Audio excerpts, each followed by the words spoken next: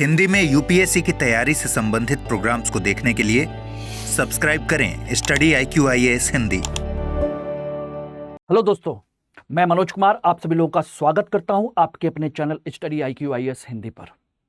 दोस्तों, अभी रिसेंटली एक बहुत अच्छी रिपोर्ट आई है, एक वैज्ञानिक स्तर पर बायोलॉजिकल एक कहा जाए कि मैगजीन है। उसमें डीएनए को लेकर के एक रिपोर्ट छपी है और वो डीएनए भारत का नहीं बल्कि श्रीलंका के सिंहली लोगों के डीएनए के संदर्भ में है।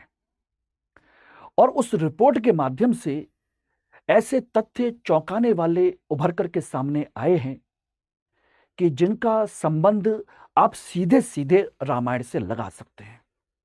इसलिए श्रीलंका का डीएनए भारत से कैसे जुड़ा, या हम कह सकते हैं इसी टॉपिक पर कि रामायण बनाम जेनेटिक्स क्या सिंहली भारत से आए थे, यह नई रिपोर्ट के संदर्भ में। तो दोस्तों, ये बात आप अच्छे से जानते हैं कि रामायण की जो घटना है, भगवान राम अयोध्या से चले और फिर वनवास हुआ, फिर वनवास में सीता हरण हुआ और सीता हरण के बाद में सोचिएगा भगवान राम सीता माता की कह सकिए खोज करने के लिए कितने जंगलों को में घूमे, कितने सारे लोग हनुमान, सुग्रीव और तमाम तरह के अंगद जो हैं, बानर हैं और तमाम तरह के लोग हैं, उन सबको इकट्ठा किया और जाकर के श्रीलंका पर उन्होंने आक्रमण किया, रावण से युद्ध किया और सीता को बचा करके लाए थे और वो श्रीलंका गए थे। ये हम ऐतिहासिक संदर्भ में रामायण को पढ़ते हैं, जानते हैं कि रामायण हिंदू धर्म का, हिंदू समाज के लोगों का बहुत ही पवित्र ग्रंथ है और एक आदर्श जीवन है जिसके माध्यम से हम सब लोग बहुत कुछ सीखते हैं राम के आदर्शमय जीवन को लेकर के। इसलिए मर्यादा पुरुषोत्तम राम भी कहते हैं। लेकिन अब तक हम इसको लेकर के ये मानते रहे थे कि ऐसी कोई घटना हुई भी थी कि नहीं हुई थी। क्या वास्तव में भगवान श्री राम श्रीलंका गए भी थे या नहीं गए थे, इसका अभी तक कोई वैज्ञानिक आधार नहीं था। बाकी हम बहुत सारी चीजें हम लोग मानते हैं, से आपका जो राम सेतु है उसको भी हम देख करके मानते हैं और भी बहुत सारे उनके एविडेंस मिलते हैं, लेकिन साइंटिफिकली कहीं प्रूफ नहीं था। लेकिन अभी जो रिपोर्ट आई है वो रिपोर्ट आपको चौंका सकती है।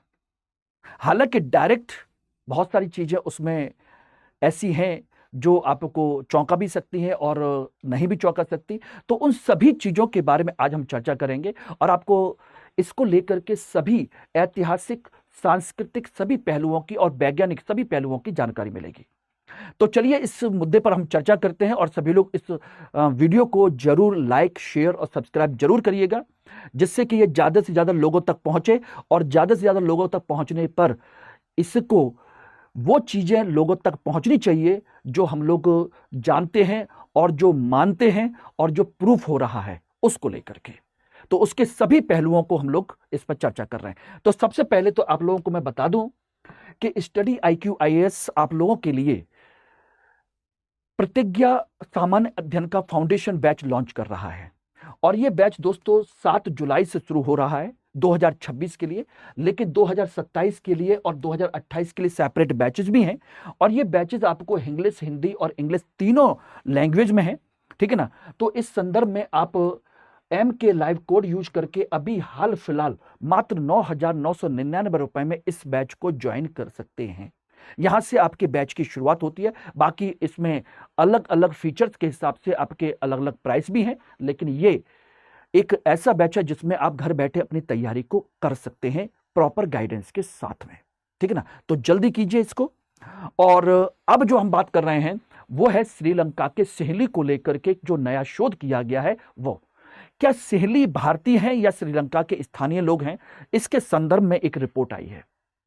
बायोलॉजिकल जो मैगजीन है उसमें आर्टिकल छपा है, सारी चीजें हैं, उस पर वैज्ञानिकों ने रिसर्च किया है, उसके लेकर के चर्चा की है। और इसमें हम लोग दोस्तों जो बात करेंगे वो हम बात करेंगे इसके शोध को लेकर के, यानी कि इसके वैज्ञानिक पक्षों को लेकर के बात करेंगे।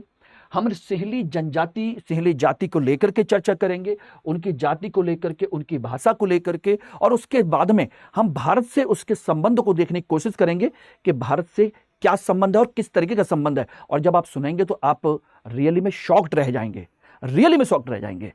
साथ के साथ बात करेंगे इसकी मान्यताओं को लेकर के और इसके रामायण के संदर्भ को लेकर के, सभी पहलुओं की हम लोग इसमें चर्चा करने जा रहे हैं। तो हाल फिलहाल जो टॉपिक है वो है रामायण बनाम जेनेटिक्स। क्या सिंहली भारत से आए थे? पहली बात तो यह है कि सिंहली है कौन, उसकी बाद में चर्चा करता हूं मैं। सिंहली कौन है? अगर हम यहां पर देखें तो यह श्रीलंका का एक नक्शा है, इसमें आप देख रहे हैं, और ऊपर जो देख रहे हैं ये आपके जो रेड कलर का जो है, ये है आपके लंका के जो बस गए हैं लोग, लंका के तमिल हैं। ये जो तमिल लोग लंका में जाकर के बस गए, जिनको हम कभी एक लिट्टे ग्रुप के रूप में भी देखा करते थे जाफना वगैरह में, जहां लिट्टे ने अपना एक संगठन बना रखा था जो वहां का एक टेररिस्ट ग्रुप माना जाता था, ठीक है ना। लेकिन ये तमिल लोग हैं जो इस क्षेत्र में आकर के बस गए हैं। ये रहे जगह जगह पर, कहीं कहीं यहां पर भी हैं श्रीलंकन तमिल है, इंडियन तमिल भी है जिन्होंने यहां पर अपना बसावट कर रखी है। ये रहे कुछ कुछ क्षेत्रों में ये भारतीय तमिल है, यानी कि तमिलनाडु के क्षेत्र के तमिल भाषी, तमिल संस्कृति के मूल के जो लोग हैं वो ये रहे, ठीक है। इसके अलावा बाकी जो बचे हुए हैं, जो नीला कलर जो आप देख रहे हैं, ये है आपके सिंहली, यानी कि आज की डेट में कहा जाए तो ये वहां के स्थानीय लोग हैं, श्रीलंका के सिंहली लोग, जिनकी अपनी जो भाषा है वो सिंहला। ये है नीले कलर वाले सभी के सभी सिंहली लोग, और इन्हीं के डीएनए को लेकर के अभी रिसर्च हुआ है, ठीक है ना, जीनोम अध्ययन के तौर पर, ठीक। तो ये जो है सिंहली और दक्षिण भारतीय में आनुवांशिक समानता पाई गई है। ये इस जीनोम को एक डेवलप किया गया, इन दोनों का डीएनए लिया गया, सिंहली लोगों का भी और तमिल लोगों का भी, यानी दक्षिण भारत के लोगों का भी, इनका। तो ये ऊपर आप टॉपिक देख रहे होंगे, Sinhalese migrated from southern India mixed with the Adivasi, कि ये श्रीलंका के आदिवासियों के साथ जाकर के मिल गए, ठीक है ना। श्रीलंका में एक आदिवासी समुदाय है जिसे वेदा कहते हैं। क्या कहते हैं? वेदा। वेदा समुदाय है, और वेदा समुदाय दो तरीके का है, एक आंतरिक स्तर पर रहने वाला वेदा समुदाय और एक तटीय क्षेत्रों में रहने वाला वेदा समुदाय, और दोनों के दोनों जनजातीय समुदाय हैं। ये देख रहे हैं आप, ये रहे आपके वेदा समुदाय के लोग, इंटरनल एंड एक्सटर्नल, हम कह सकते हैं interior and out coastal area में रहने वाले वेदा लोग। इनका क्या किया कि साइंटिस्टों ने डीएनए लिया और दक्षिण भारत के लोगों के डीएनए से मैच कराया, और मैच कराने के बाद पता चला कि दोनों का डीएनए काफी हद तक मैच कर रहा है। तो इसका मतलब क्या है? क्या सिंहली लोग भारत से गए थे? ये मैच कैसे कर गया? अब यह कंसेप्ट है। अब कहोगे बेदा से कैसे किया? बेदा वहां की जनजाति है, दक्षिण भारत के लोग हैं और सिंहली लोग हैं, ये तीन तरह के लोग हैं, और तीनों का कॉम्बिनेशन चेक किया गया। तो जो सिंहली हैं उनमें वेदा समुदाय के लोगों का भी डीएनए मैच किया और दक्षिण भारत के लोगों का भी डीएनए मैच किया। It is the reason. तो बाद में पता चला कि कहीं ऐसा तो नहीं है कि दक्षिण भारत के लोग श्रीलंका गए हों और वेदा जनजाति के लोगों के साथ संबंध बनाए हों और उनके साथ उन्होंने परिवार बसाया हो, वहीं रह गए हों और वहीं जाकर के आगे जाकर के उन्होंने अपना सिंहली समुदाय गठित कर लिया, वही लोग हों, उन्होंने डेवलपमेंट किया और आगे बढ़ते चले गए। क्योंकि तमिल लोग, इसमें कोई शक नहीं है कि अपनी भाषा, अपनी संस्कृति, अपने विचार, अपनी परंपराओं से आदिवासी समुदाय की तुलना में बहुत आगे रहा होगा। That was the reason. इसमें उन्होंने कहा कि वेदा समुदाय से वो लोग मिले, इसमें कहा गया कि दक्षिण भारत के जो लोग हैं श्रीलंका गए और वेदा समुदाय से लोग मिले और मिश्रित हुए, जिससे श्रीलंका में सिंहली जनसंख्या का गठन हुआ। यह रिपोर्ट दावा कर रही है। और यह बात जो कही है कि इसका मतलब है सिंहली लोग मूलतः श्रीलंका के निवासी नहीं हैं, यह रिपोर्ट की ही बात है। इसका मतलब है वे लगभग 3000 वर्ष पूर्व, 3000 वर्ष पूर्व, यानी कि आज से लगभग 1000 ईसा पूर्व के आसपास की बात है ये, जिस समय हम लगभग समय मानते हैं कि भारत में भी कुछ ऐसी घटनाएं हो रही होंगी, हो रही थीं। तो उस समय दक्षिण भारत से श्रीलंका आए थे, यानी कि वो ऐतिहासिक दृष्टि से श्रीलंका में अप्रवासी के तौर पर गए थे, लेकिन अब तक श्रीलंका में ही रहते आए हैं, अब वो वहीं के स्थानीय निवासी बन गए हैं। यानी कि कह सकते हैं कि इनकी उत्पत्ति भारत से ही हुई है और अब आज वे श्रीलंका की प्रमुख जाति और सांस्कृतिक पहचान बन चुके हैं। और कहीं ना कहीं यही वजह है कि श्रीलंका का संबंध भारत से बेहतर है, भारतीय लोगों से अच्छा संबंध है। तो ये चर्चा में रहा है, इसीलिए अब इसका हम डिस्कशन करते हैं कि कैसे कैसे हुआ, किस किस तरीके से हुआ। इसके सभी देखिए, सिंहली आदिवासी जो समुदाय हैं, सिंहली और दो प्रमुख आदिवासी समुदाय वेदा, इंटीरियर वेदा और कोस्टल वेदा के बीच में जीन में निकटता पाई गई है। पहला तो हमने ये देखा कि जो सिंहली लोग हैं, सिंहली और वेदा जनजाति, वेदा जाति, इनके बीच में सिमिलरिटी है, ठीक है ना। यानी कि सिंहला और वेदा के जेनेटिक संबंध, और जब इनके संबंध निकले तो इसी के संबंध आपके दक्षिण भारत की जनसंख्या से भी मिल मैच किए गए, ठीक है ना। जब इनका मैच किया गया तो फिर इनका संबंध आपका निकाला गया साउथ इंडिया के लोगों से, तो इससे भी इनका मैच किया और इस तरीके से ये सारी चीजें क्लियर हो गई कि बात बिल्कुल सही है, ठीक है ना। और भाषाई और आनुवांशिक स्तर पर, लेकिन एक जो चीज है जिसको लेकर के आज तक डाउट है, सारी चीजें इन्होंने साफ साफ कहा कि जो सिंहली भाषा है, जो ये भाषा इस्तेमाल करते हैं, वो इंडो यूरोपीय भाषा है, उत्तर भारत की भाषा, हम कह सकते हैं उत्तर भारत की भाषा। ये ध्यान रखिएगा, भाषा जो सिंहली भाषा है वो उत्तर भारत की इंडो यूरोपीय भाषा से मैच करती है, जो संस्कृत के काफी हद तक नजदीक है। उसी तरह के शब्दों का इस्तेमाल किया जाता है, ठीक है ना। तो उत्तर भारत से जुड़ी मानी जाती है भाषा के आधार पर। तो ये सिंहली जो लोग हैं वो उत्तर भारत से मैच करते हैं, लेकिन जेनेटिक दृष्टिकोण से वो जुड़े हुए हैं दक्षिण भारत के लोगों से। Genes does not don't reflect linguistic affinity, यानी कि जीन्स भाषाई आधार पर इसको मैच नहीं करती है, यानी कि जेनेटिक लेवल पर दक्षिण भारतीय हैं और भाषाई आधार पर उत्तर भारतीय हैं। सिंहली लोग, उनसे इनका मैच करता है। अब इसका मतलब ये तीन ट्रायंगल आपका समझ में आ गया होगा। अगर आप देखेंगे तो ये ट्रायंगल बन रहा है उत्तर भारत, ठीक है ना, और ये दक्षिण भारत, और ये श्रीलंका, श्रीलंका यानी कि सिंहली लोग ये रहे। अब इसी के कंसेप्ट को समझने की कोशिश करना। उत्तर भारत से इनकी भाषा मैच करती है और दक्षिण भारत से इनकी जो जीन्स हैं, जीन्स वो मैच करते हैं। अब आप बताइए कि क्या उत्तर भारत दक्षिण भारत से होते हुए यहां पर कोई संबंध था? और वो संबंध था सिर्फ और सिर्फ एक रामायण का, था कि नहीं? उत्तर भारत से आए थे होते हुए और इनके साथ वो मिलकर के श्रीलंका के ले गए। इन दक्षिण भारत के लोगों ने ही सहायता की सीता को वापस लाने के लिए, और वो यहां पर गए और यहां जाने के बाद में यहां पर बहुत कुछ हुआ, वो मैं आगे डिस्कस करूंगा। और फिर ये वापस अपने चले गए। इस तरीके से देखा जाए तो एक लिंक कहीं ना कहीं आपको बनता हुआ दिख रहा होगा, ये रहा इस तरीके से। तो भाषा और जाति, जीन्स, ये आपका कंसेप्ट है।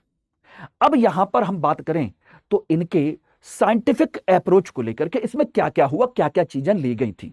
तो देखिएगा, वैज्ञानिक दृष्टिकोण से अगर बात की जाए तो होल जीनोम सीक्वेंसिंग किया गया था। होल जीनोम यानी कंप्लीट जीनोम, छोटे मोटे टुकड़े नहीं, यानी कि इंसान के संपूर्ण डीएनए का स्ट्रक्चर लिया गया। कंप्लीट जीनोम यानी कि कंप्लीट सेट ऑफ जीन्स, उनके अंदर पूरा एक ह्यूमन डीएनए का पूरा जीनोम तैयार किया गया। इसमें 35 शहरी सिंहली व्यक्तियों के नमूने लिए गए।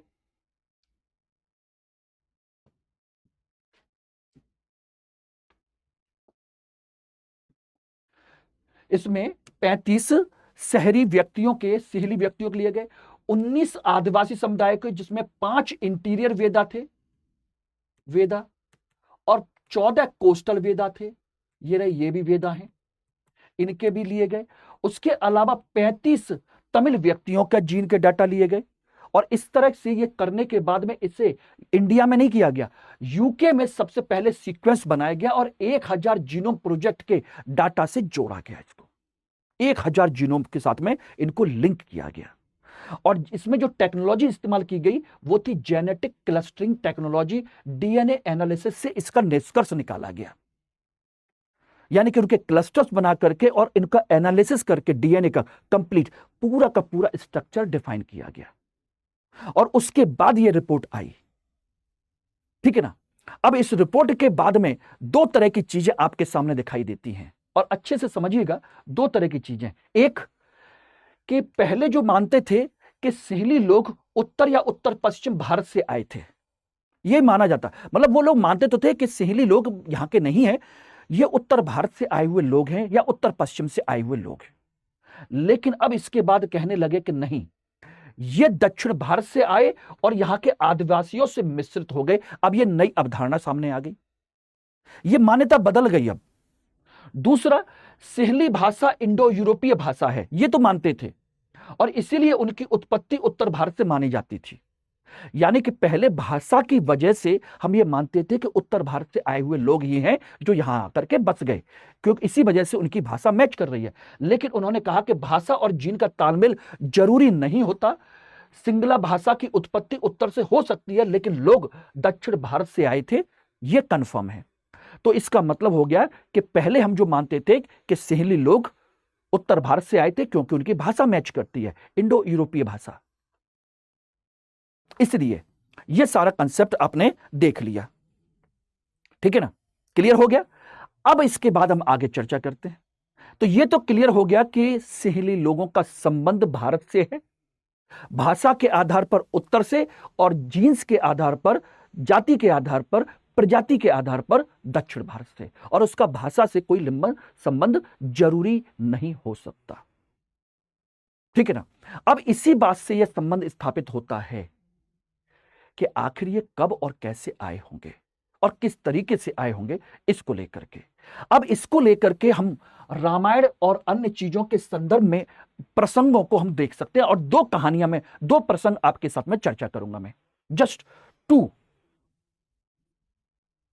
एक प्रसंग है प्रिंस विजय और लंका की उत्पत्ति का। यह कहानी चलती है श्रीलंका में कि श्रीलंका की लोक कथाओं में और सिंहली इतिहास में, जिसे हम कहते हैं महावंश, दीपवंश महावंश, बौद्ध ग्रंथ हैं ये, दीपवंश और महावंश श्रीलंका के इतिवृत्त या क्रॉनिकल्स कहलाते हैं, वहां की कहानियां कहलाती हैं, लोक कथाएं कहलाती हैं बौद्ध धर्म के अनुसार।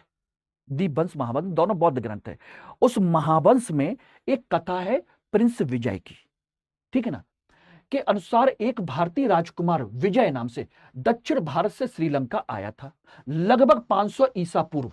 यह कहा जाता है 500 ईसा पूर्व के आसपास, यानी जिस समय आपका उत्तर भारत में आपका बौद्ध संप्रदाय का उदय हो चुका था, महाजनपद विकसित हो चुके थे उत्तर भारत में उसी समय पर, और उसने स्थानीय आदिवासी महिलाओं से विवाह करके सिंहली वंश की स्थापना की थी। लेकिन यह कथा, इसका कथा का रामायण से कोई संबंध नहीं है, यह रामायण से बिल्कुल स्वतंत्र है। दक्षिण भारत से श्रीलंका के प्रवास और मिश्रण की कहानी को बताती है कि यह दक्षिण भारत से ही आया था। यह कहानी इस तरह से चलती थी, प्रचलित थी, ठीक है ना।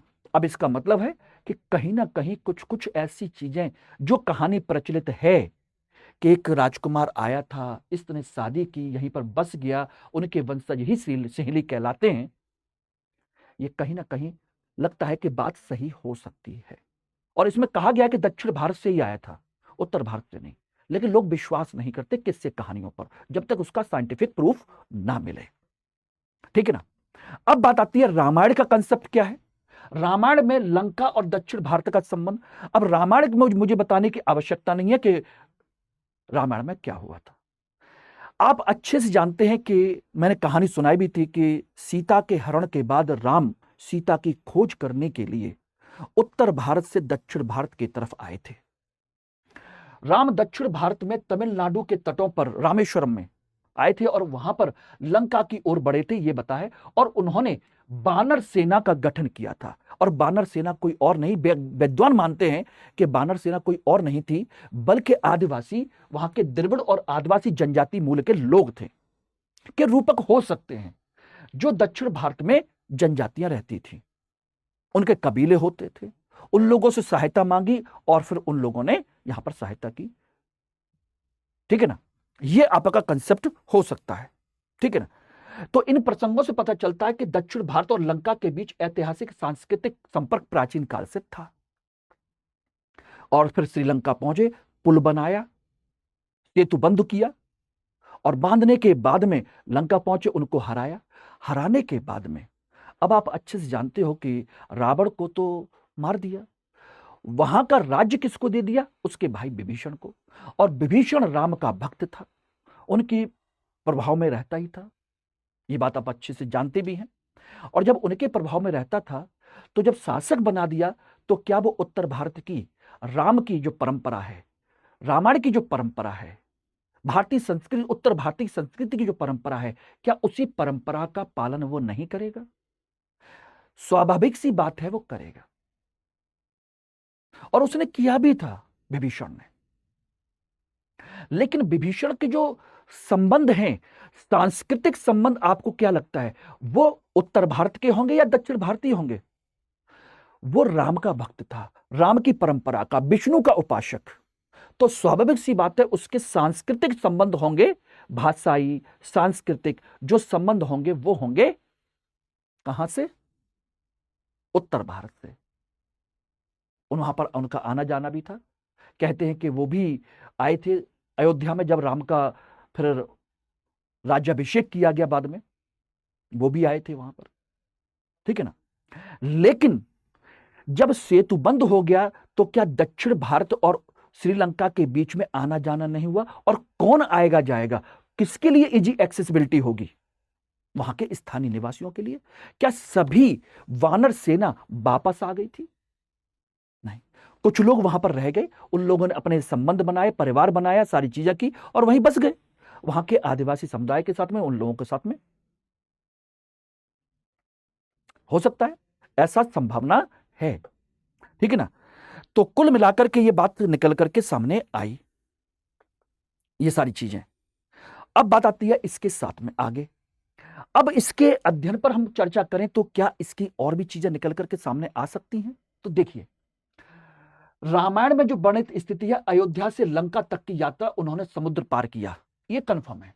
और आधुनिक जेनेटिक शोध कहते हैं 2024 में दक्षिण भारत से श्रीलंका तक प्रवास किया गया और वो समुद्र के रास्ते ही गए थे, ये भी है, क्योंकि और कोई रास्ता नहीं है। ये जेनेटिकली प्रूफ हो रहा है कहीं ना कहीं, तो उन्होंने पार किया था। तो ये लोग भी गए थे। राम दक्षिण भारत से लंका जाते हैं सेतुबंध के माध्यम से, सिहली लोग भी दक्षिण भारत से श्रीलंका पहुंचे थे। स्थानीय जनजातियां वानर, निषाद, सबरी आदिवासी प्रतीक हैं, ये वानर सेना जो रामायण में है, और वेदा वहां की श्रीलंका की आदिवासी, उनके साथ इन्होंने संबंध बनाए। यानी कि दक्षिण भारतीय जनजातियां जो राम जी की सेना के साथ में गई थी, उन्होंने वहां के साथ में अपने संबंध बनाए और कहीं ना कहीं सारी चीजें हैं। ठीक है ना, हनुमान वानर सेना का सहयोग करते हैं, रावण के परिजनों से विवाह करते हैं। यह रामायण में है कि रावण के का परिजनों से उनकी वानर सेना का विवाह हुआ है, यह है। और सिहली और बेदा समुदायों का जेनेटिक मिश्रण कहीं ना कहीं इस बात को प्रूव करता है। ठीक है ना, लंका की सभ्यता, भाषा, रीति रिवाज रामायण में उन्नत दर्शाए गए हैं, इसमें कोई शक नहीं है। लेकिन सिहली भाषा इंडो यूरोपीय है, लेकिन जीन दक्षिण भारतीयों से मिलते जुलते हैं, जो मैंने अभी आपको बताया कि विभीषण और वहां के लोग किससे प्रभावित हैं? राम जी से। राम की सभ्यता, राम की संस्कृति, राम की परंपरा, राम की भाषा, उनसे प्रभावित हैं।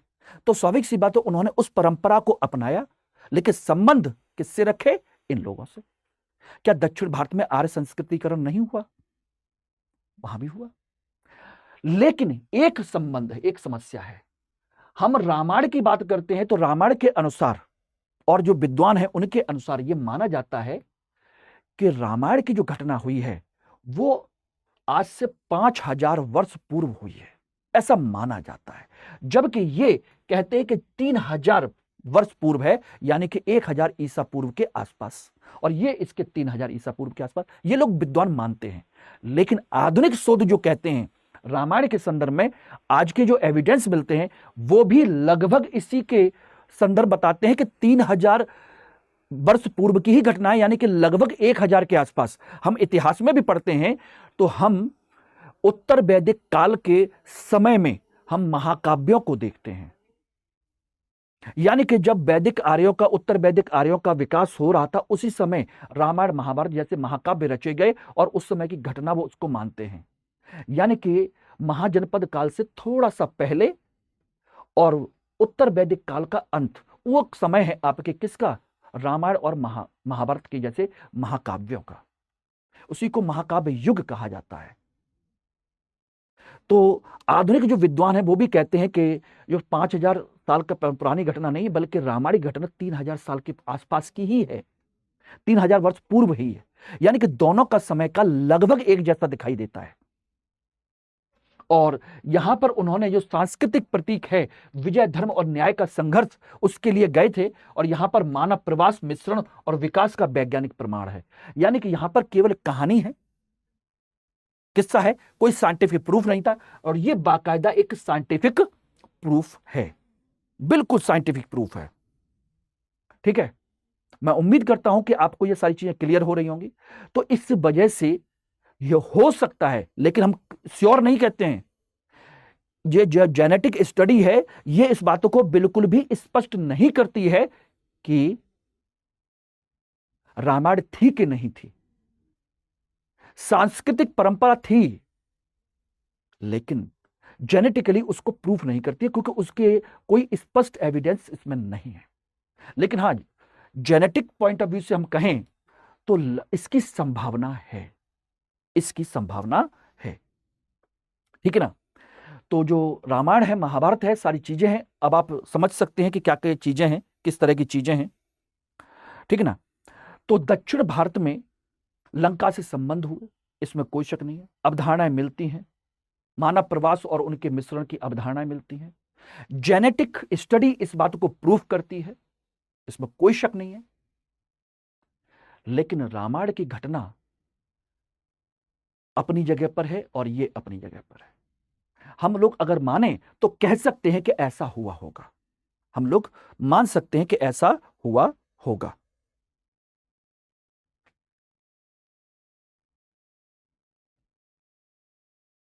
ठीक है ना। तो इसका मतलब भारतीय परंपरा से इनकी भाषाई समानता है, धार्मिक समानता है, सांस्कृतिक समानता है, जनजातीय समानता स्पष्ट होने लगी, समुद्री मार्ग का कंसेप्ट क्लियर होने लगा, दक्षिण भारत से श्रीलंका का सीधा संपर्क क्लियर होने लगा। ठीक है ना। और रामायण काल लगभग आज आधुनिक अनुमान के अनुसार माना जाता है आज से 2.5 से 3000 साल पहले, जबकि आनुवांशिक अनुमान लगभग 3000 साल पुराना है। ठीक है ना। इसका मतलब है रामायण और श्रीलंका के बीच में संभावतः एक संबंध हो सकता है, और इस पर अभी कई और विचार करने पड़ेंगे, कई और चीजें देखनी पड़ेंगी, क्योंकि उसका कोई भी हमारे पास अभी डायरेक्ट प्रूफ नहीं है, लेकिन जेनेटिकली अभी ये प्रूफ निकल के आ रहा है।